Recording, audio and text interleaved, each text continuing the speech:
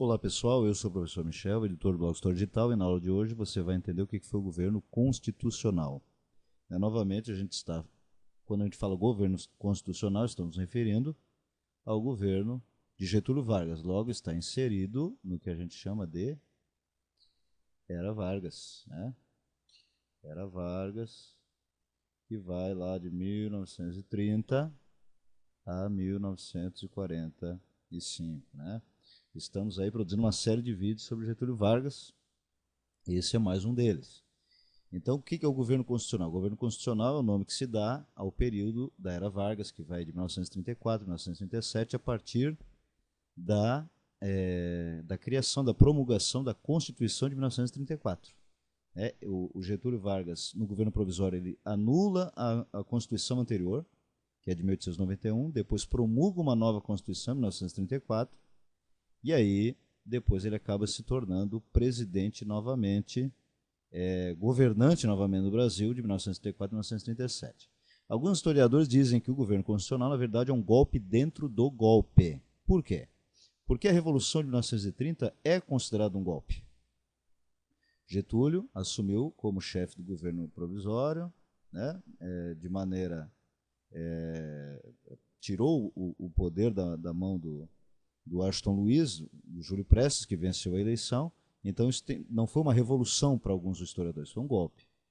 E como Getúlio, em 1934, finalzinho, ele vai se tornar presidente do Brasil por eleição indireta, ou seja, sem o voto direto da população, lembrando que a Constituição de 1934 possibilitou o voto secreto, e o voto feminino, inclusive, então, foi dado um ênfase à questão democrática. Mesmo assim, o GG acaba se tornando presidente por eleição indireta. É o Congresso que elege ele. Então, por isso que alguns historiadores dizem que foi um golpe dentro do golpe.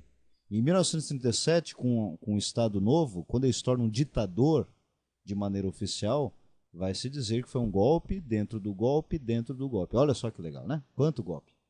Coisa linda. Então, beleza. Então tá, o governo constitucional, o que aconteceu?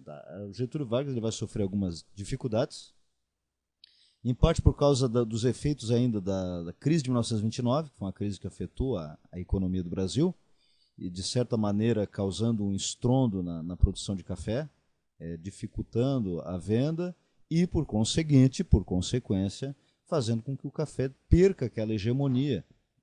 Então, vocês devem assistir os outros vídeos que eu estou fazendo a respeito da Era Vargas para entender essa conjuntura. Uma outra dificuldade que ele teve é que a Constituição de 1934, já tem um vídeo sobre isso, inclusive, ela foi uma Constituição que favoreceu os trabalhadores. Porém, muitos empresários não seguiram aquilo que a Constituição estava dizendo, não estavam seguindo as diretrizes da Constituição em relação aos trabalhadores. Então foi caracterizado por um governo com uma série de dificuldades. Outra dificuldade que o Getúlio Vargas enfrentou está relacionada a dois grupos bem distintos, um deles chamado Aliança Nacional Libertadora, ou ANL, e a outra é Ação Integralista Brasileira, ou AIB. Então a gente vai decompor aqui, a gente vai entender um pouquinho cada um delas. Tá? Então a Aliança Nacional Libertadora está relacionada com a ascensão ali dos grupos comunistas, dos grupos comunistas, que acabaram tendo como... quando fala em grupo comunista, os socialistas, grupos ligados ao movimento operário, que não eram anarquistas, e também os militares de esquerda, que foram liderados por esse cara aqui, que ficou bastante conhecido na história do Brasil, que é o Luiz Carlos Prestes. Os comunistas da Aliança Nacional Libertadora tinham como lema pão, terra e liberdade. Então, eles eram uma associação antifascista, era um grupo antifascista, eles foram um grupo que desejava a reforma agrária, uma série de reformas políticas ligadas aos movimentos comunistas e, claro, inspirado na Revolução Russa de 1917, como todos os outros grupos comunistas, de Cuba até a Coreia do Norte e também a China, tinham essa inspiração. Os comunistas, eles, durante muito tempo, eles pregaram essas ideias e tal, até que o Getúlio Vargas, ele criou a chamada Lei de Segurança Nacional. A Lei de Segurança Nacional,